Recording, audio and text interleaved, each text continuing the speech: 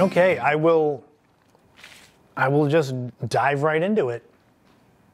So thank you for coming to this event. It's going to be a lot of fun. You're going to learn some stuff about photography, a lot about Cape Cod, travel, some history. So maybe some of you have seen other events of mine. If not, I am a 12th generation Cape Codder. My family is the Doan family that helped to settle the town of Eastham. Deacon John Doan was my 9th great grandfather. So if you go towards Eastham, there's Doan Rock. There is the Doan Homestead. That is my bloodline. I've also written a total of 9 books. And today I'm going to be speaking about 2 that go hand in hand. 2023 was kind of an anomaly in my writing career in that I had 3 different books released within the same 4-month period. It wasn't meant to be that way, but I figured the best way to do this as far as events and marketing and such for it was to put 2 books together that went hand in hand. In My Footsteps, a Cape Cod Travel Guide, this is the 2nd edition. It was the first book I ever wrote. It came out 10 years ago in 2013. It was time for an update to it. Some of the places that were in that one were either not around anymore, or I found places in the years since that deserve to be in there more.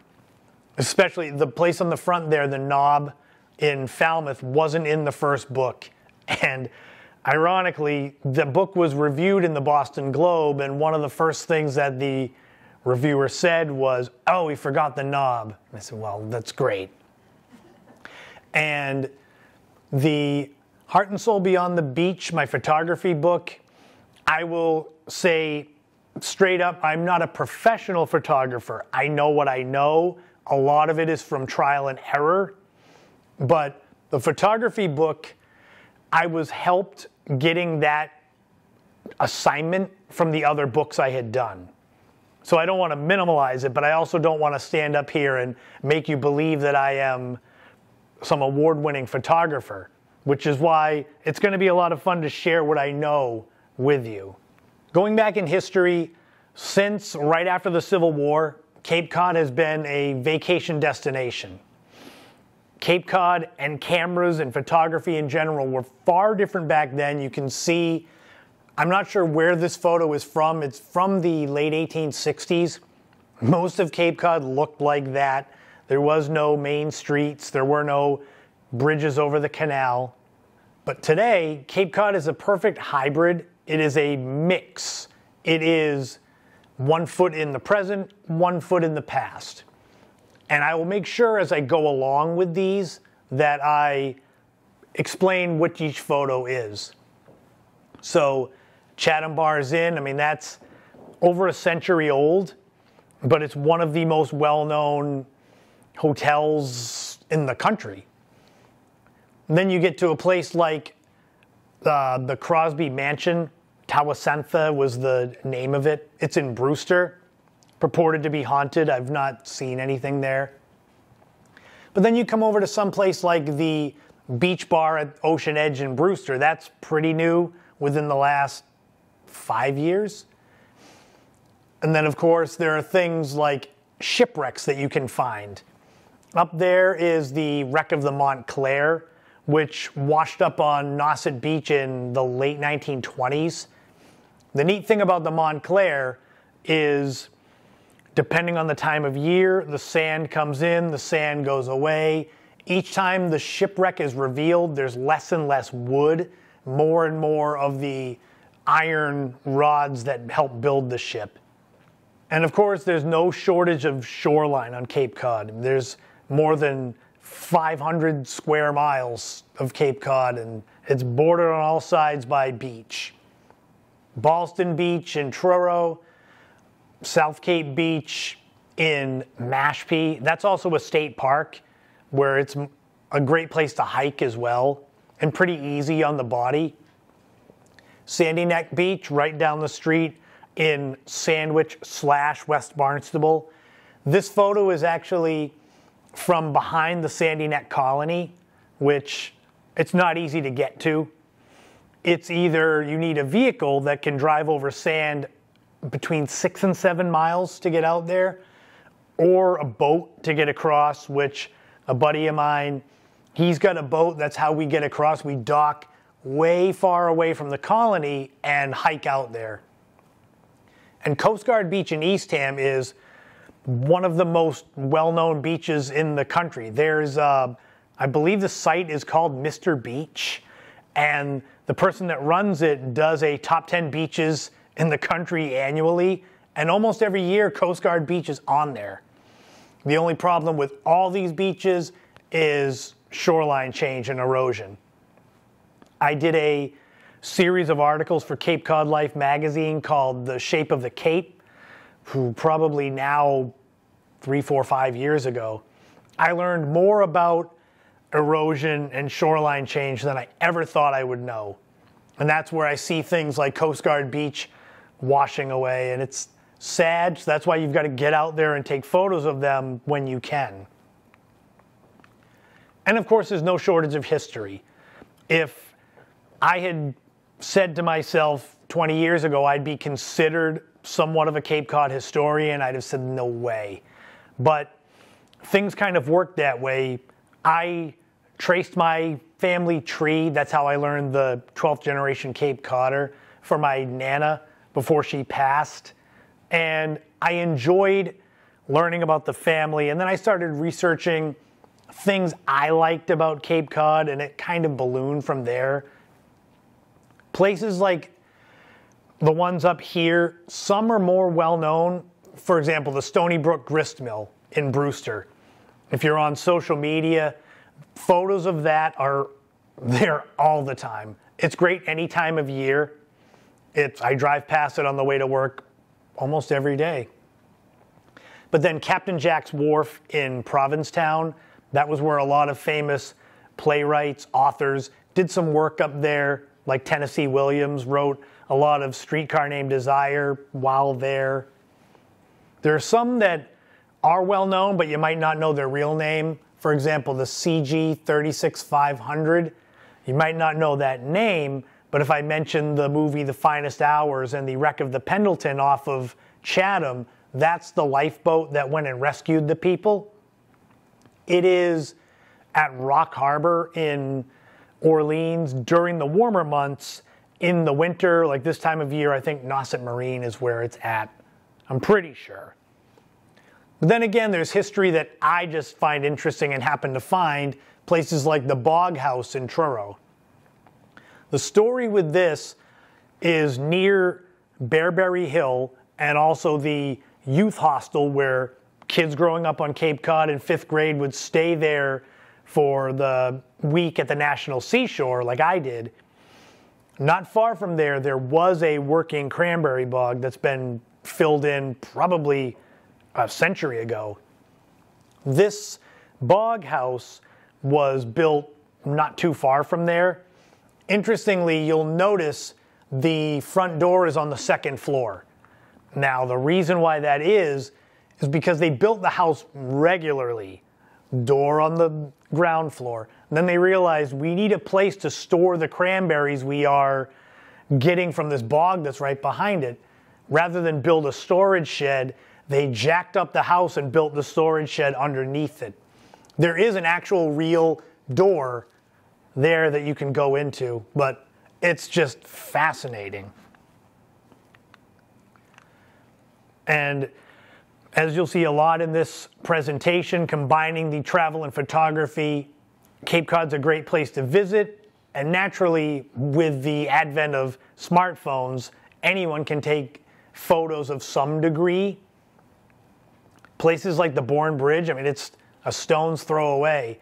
I do photos like that once or twice a year. Night photography at the Cape Cod Canal bridges.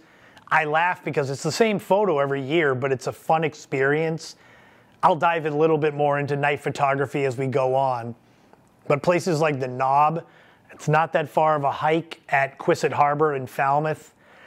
It was closer to a half mile. Last time I was there, it looked like they were building a parking area closer. I'm not sure if that's what they're doing, but I think they want to make it more accessible because the knob is great for sunsets. It's great for, they have weddings out there. I've seen wedding proposals out there. And then Highland Lighthouse in Truro. I'm a big lighthouse fan. You're going to see that a lot in here too. Highland Light in Truro is one of the Cape lighthouses that's perfect for sunrise and sunset. Some, it's good for one time or the other, but that one you can do for both. And like I said, with the advent of smartphones, today anyone can take photos. You can see the people over there, selfies, and they have great SLR cameras, traditional ones. That's what I usually use, but I always have my phone with me just in case. And then there's programs like Photoshop, which can help you alter photos to make them look better. And that's kind of the joke, is how do you make yours stand out in a sea of people going to the beach, say, and holding their phone up, and there it is, clicking away. So you could have 10 people standing there taking the same exact photo. What I'm going to show you is ways to take that same photo with them, but make yours look better. So, like I said at the top, I'm not a pro per se, as in the nuts and bolts of photography, but I do rely on a few things that anyone can do: framing, feel, and timing. And here's examples of each of those. Framing, it's the one that you can tangibly teach. It's the layout of the scene. So for example, where things are placed, eye level, background, foreground. Nature's landscapes create a lot of great framing. This here, Long Beach and Centerville, I do a lot of these fence leading away, where it sort of takes your eye towards the beach. I do it a lot with railroad tracks. That's an easy one because they seem to touch, so it makes a kind of nice solid lines. Feel in the middle, it's not quantifiable. It's one of those things, sometimes a specific place just hits you. It speaks to you. Sometimes it may just say, here, take a photo of me. And so you'll know it when you find it. A lot of the feel photography is sunrise, sunset, snowy scenes, like was today. For example, this sunrise, New Year's Day morning, it was very fitting. This was a few years ago. It was a very hot pink and red and orange. And I was driving past it on my way to work, and I said, it's fitting. The first light of the new year, here it is, and that's the feel. It's sort of setting the template for the year. Now, timing, that's everything. Right place, right time. It's the easiest, yet the most difficult. It's the easiest because if you go out to take photos, you're there, that's half the battle. So if something happens, you're there. For the one that I always joke about the timing is rainbows. If it's raining but you can see peaks of blue sky, if you go out and wait, you're more apt to have the timing of catching a rainbow. But if you aren't looking, if you don't have access to a window or you're busy, the rainbow's going to come and go and you're never going to know it was there. So lots of people comment on specific photos of mine, and I joke that at times I'm more lucky than good because I take my cameras and I go if I'm on my way to the store or running errands. It's there just in case. And obviously, if you've got other responsibilities, you can't just up and go and grab your camera or your phone and get out there. So I understand that, but you won't get that perfect timing if you don't take the shot. For example, this here was in Falmouth. I had my back to Nobska Lighthouse. There is some cliffs, and Martha's Vineyard is over on the horizon. There's an updraft that comes up naturally on those cliffs. I got lucky that this hawk was hovering looking for its next meal, and luckily hawks aren't like seagulls, so I was glad when I walked under it I knew that I wouldn't get a surprise present from it. And I just stood under it and took this picture of this hawk right above my head. I will likely never get a photo like that again, but I don't have to because I got it once. And Cape Cod lends itself to great photography all 4 seasons.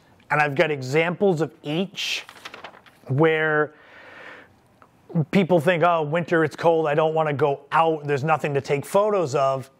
You can go to the beach. The beach doesn't change unless it's covered with snow, then it looks different. But things like Seagull Beach in West Yarmouth, that's an easy photo. The hardest part of taking it is getting out there. This was literally, I was standing right at the parking lot, so you don't have to hike too far. But then we work our way back. The fall season that just, well, it's actually still going, but it's pretty much over.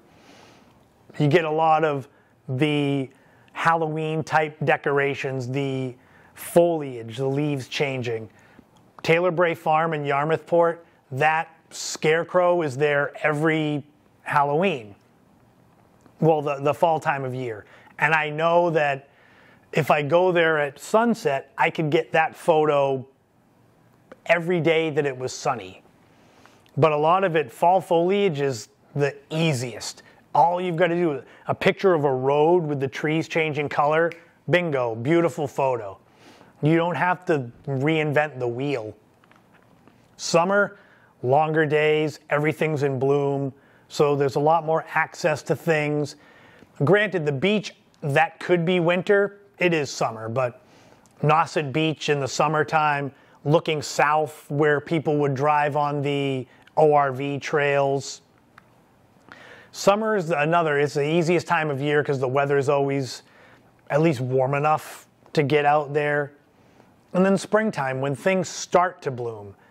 You might get the cherry blossoms like that. The St. Mary's Church in Barnstable that's down 6A, you'll find me there several times a year, catching different flowers, different bugs. There's fields of daffodils that later in the summer, they are flooded with bumblebees to the point where I hear people say, bumblebees are in trouble. I say, go to St. Mary's and you tell me when there's hundreds of them swarming around you.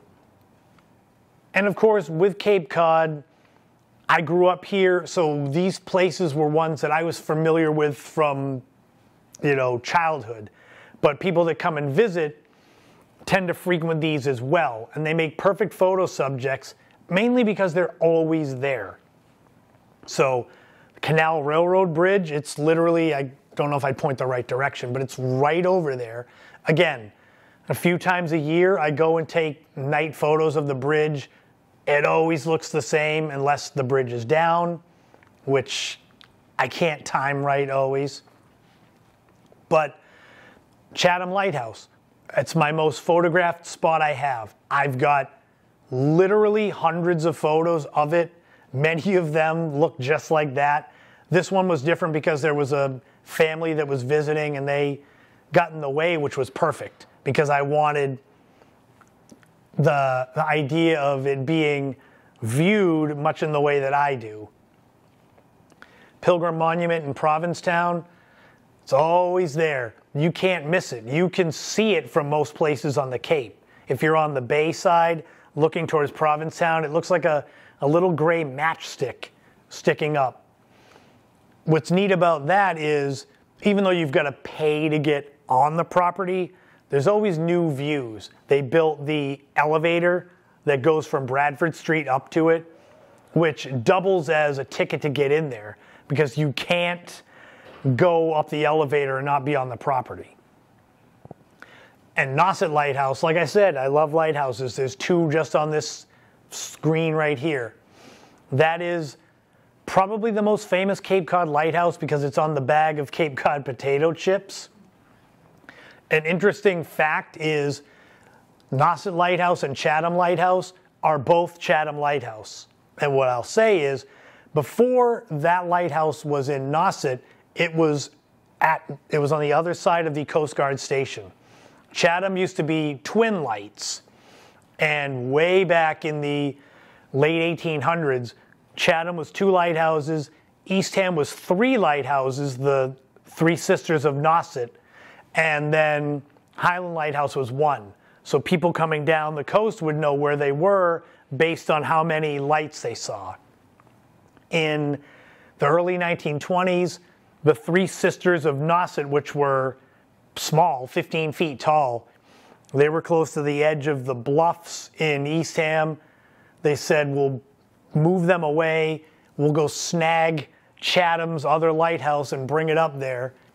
It didn't get its red paint until the early 1940s.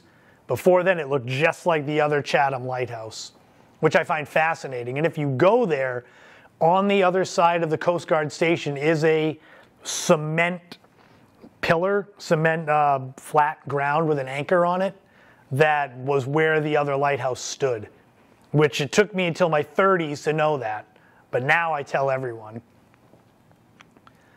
But the thing is, what I find a lot of photography is it's trial and error. It is going and finding things. And that's where I love the idea. It's the adventure. Cape Cod, it's harder to find things I haven't seen before. From living here almost my entire life, I've seen just about everything at least once. So these were some of the hardest places to find. Now, granted, Bourne Farm is not hard to find. It's right on Route 28A in Falmouth. But if you go there and walk your way across the fields, it's open to the public. It's a good few hundred yards. There's a cattle tunnel that goes under the Shining Sea Bikeway. But the thing is, if you don't wander, there's the farmhouse, there's a nice pond, and that's all well and good. But if you put in the extra effort of walking, you find this cattle tunnel that's, barely 4 foot by 2 foot, which I don't know how cows fit through it, but that's another story. The others, I like hiking. I like being active. So the Long Point Cross in Provincetown is out near Long Point Lighthouse. It's basically the fingertip of Cape Cod. The cross itself is dedicated to a man named Charles Darby. He was a painter in Provincetown who was killed in action during World War II. The cross itself was outside of the art museum until the late 1940s. People were desecrating it in the way of chipping pieces off of it. So they said, fine, you want to mess with this cross, we'll put it where no one can get it. To get to that cross, you've got to hike across the West End breakwater, which that in and of itself is more than a mile. And then it's another 1.25 miles on the sand just to get to that. So most people aren't going to do that. The loneliest grave in Truro, that's a story all of itself. This grave is behind a restaurant called Montano's, which is right on Route 6. It's an Italian restaurant, great food. If you go to seek that out, have food there as well. I feel bad, I'm always sending people to their parking lot. You park, you start hiking back, it's a few thousand feet, there's a grave. The grave is, barely over 1 foot tall, and in the wintertime, it's the same color as the ground. I found that through sheer stubbornness, because there was a video about it, and the person that did the video didn't explain how to get there. So I said, I'll find it. It took me 2 different trips and a total of 7 hours of hiking through the woods before I finally found that grave. And when I did, I stood in front of it with my phone, dropped a little pin in my GPS. Now it's easier to find that than my car keys some days. The grave belongs to a man named Thomas Ridley, who contracted and died of smallpox in the 1770s. Smallpox was so contagious and they feared it so much that he lived in Provincetown. So his wife is buried in the Winthrop Street Cemetery, which, if you look at it on a map, he is very far from there. And back in the 1770s, there wasn't much in Truro. So to think they put him that far from civilization, and he's still in the 2020s that far from civilization. So that's why it's the loneliest grave. Sadly, the shell tree in Osterville, you can't go out to take pictures of because it's not there anymore. This was one of those popular attractions for people that were in the know. It was near the end of Long Beach and Centerville, which it's all part of Craigville Beach. You just keep walking. It was hundreds and hundreds of beautiful shells all on this tree. And then people that I guess own that stretch of beach with a house over on the main road went over and they cut it down. Now, as much of jerks as those people are for ruining that, what they didn't realize or count on was people not liking that and now creating several shell trees out there at the end of Long Beach. If you walk, it's a little over a mile. Where there was one tree, I believe the last time I went there was 4, and they're adorned with shells. So I think the people should have just left it alone. But now there's more. But like I've said repeatedly, photography is trial and error. For every photo like these I have, I've got dozens and dozens that are awful that I delete. So night photography, long exposure photography, that is the ultimate trial and error. That picture of Nobska Lighthouse, I believe, is a 30-second shutter exposure. The problem with that is if your camera is sitting with the shutter open for 30 seconds, if a gentle breeze comes by and nudges it, the whole photo's ruined. If you're using a quick shutter speed, there's less chance for anything to ruin it. But doing longer exposure leaves you open to things happening, like you don't realize you bumped your tripod or something like that.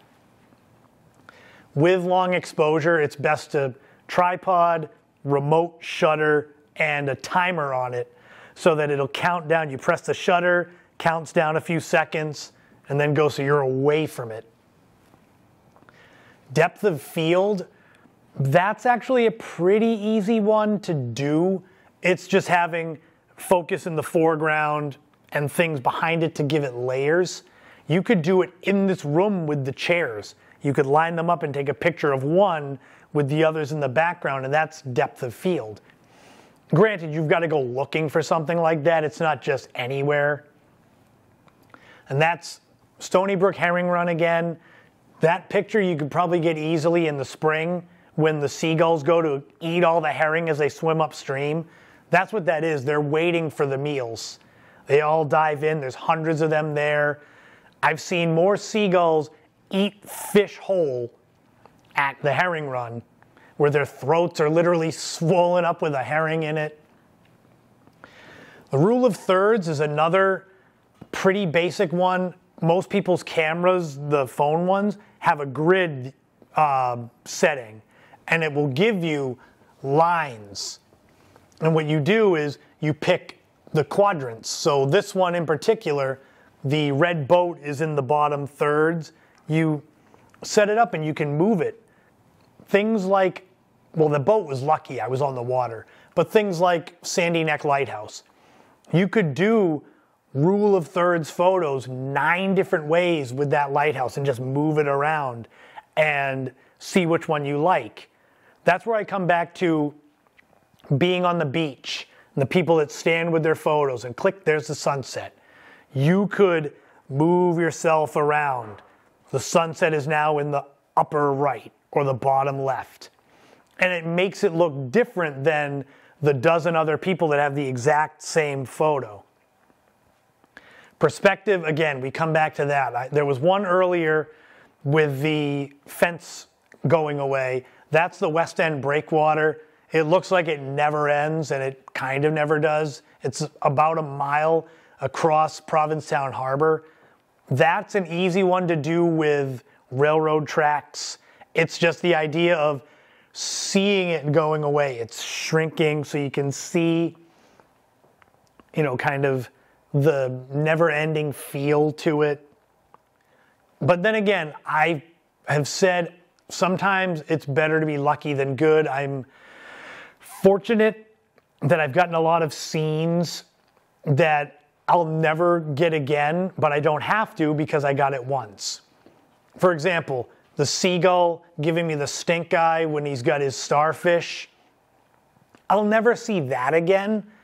Well, maybe never, but I don't have to because I got it the once. That was the walkout to Long Point Lighthouse. There's all kinds of interesting stuff out there. Nauset Lighthouse, this was night photography. I got caught in a brief but intense snow squall. So that's where it's, if you zoomed in on that photo, the lighthouse is perfectly in focus, but the snow squall gives you the idea that it's all blurry. But that was luck. I couldn't have timed it. My buddy and I went to go shoot Nauset Light and the Three Sisters, some night photography, and suddenly we're in a snowstorm. And we'll likely never have that happen again, but we don't have to because we got it that one time. The bird running across the water at Quisset Harbor, you could probably get that if you sat by the harbor and just waited and hoped. I've been trying to get the duck flapping the wings on the water, where it's similar, but it's splashes of their wings before they take off. But that was one of those. I was watching the bird, taking other pictures of it, and suddenly it looked like it was going to move, so I just took multiple photos, and there was one like that, and I said, that's it, I'm good for the night. Bound Brook Island Beach is one of my favorite sunset spots. This was more of a forced good luck. I brought my two nieces there. Unbeknownst to them, I was setting up this photo for their mother. I brought them there. They were amazed by the sunset. They both stood to take photos. I took one big step back, snapped the photo, and laughed. And they said, "What are you laughing at?" I said, "I just gave your mother her birthday present." So that's also kind of luck. Fortunately, Cape Cod, there are lots of places to practice. Every town has got at least a few spots that are well-known photo spots.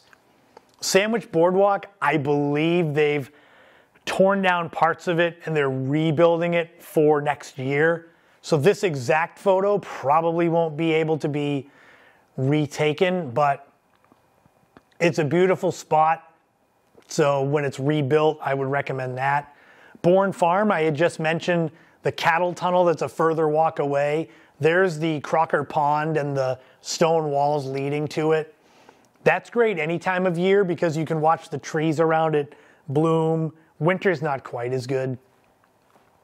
And Race Point Lighthouse, it's hard to get to. It's nearly a 2-mile hike over the sand unless you've got an off-road vehicle. That photo, granted, it was staged.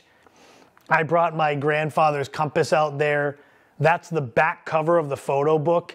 I went out to the lighthouse knowing that was the photo I was going to take. It took several. I had to lay in the sand, pray no off-road vehicles were coming behind me. But you practice. If you're interested in photography, you just mess around with it. Go and find one spot you like and just take dozens of photos different ways and learn. And you get to visit these beautiful spots. And of course, like I said, this combines my travel guide and photography book. So when you come to the Cape, come from anywhere. If you're watching this later, wherever you are, come to visit Cape Cod. There's beautiful places to stay. Chatham Bar's Inn, everybody knows that place. But then there's beautiful bed and breakfasts. The Captain David Kelly House, I was lucky there, where I was at Valentine's Day taking that photo. And then Little Inn on Pleasant Bay, which another beautiful spot.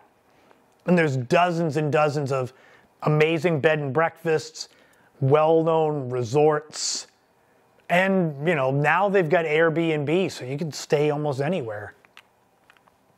Cape Cod, beautiful place to live and visit. Chatham Lighthouse, I kind of jokingly put it in here twice when I say that it's my most photoed spot. I said I should put it in again to kind of hammer that point home. There it is again. But then again, Main Street, Centerville, just about every town on Cape Cod has a beautiful main street. That's another easy spot to photograph. And that the 1856 Country Store, you go in there, they've got throwback candies and toys and such. Or the rail trail, if you like nature, get out there. There's so many miles of the rail trail. It goes from currently Yarmouth to Wellfleet. It's being extended in both directions. The Wellfleet one, there's a snag where they're trying to get it to go through a campground. They added about a mile of new pavement last year or the year before. The Yarmouth end, they're looking to extend it into Independence Park in Hyannis so that you'll end up theoretically being able to jump on the rail trail in Wellfleet and ride your bike to the Cape Cod Mall and never have to cross traffic. So that's another advantage of Cape Cod is the rail trails. But if you're like me, don't forget to bring your camera for sunset. I am a connoisseur of fine sunsets.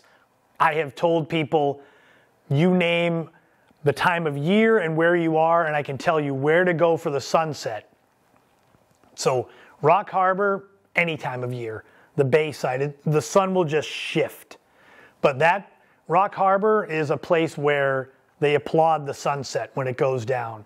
And the first time I was there and heard that, I was further back and I thought there had been somebody playing music by the water and they must have just ended their song. And someone said, no, they do that every night, especially in summer. Winter, probably not as much. Bass Hole in Yarmouthport is now becoming the Rock Harbor of the Mid-Cape. It is always flooded with people, partially out on the boardwalk. People like me won't go out on the boardwalk. We'll take pictures of the people on the boardwalk because it makes a better image.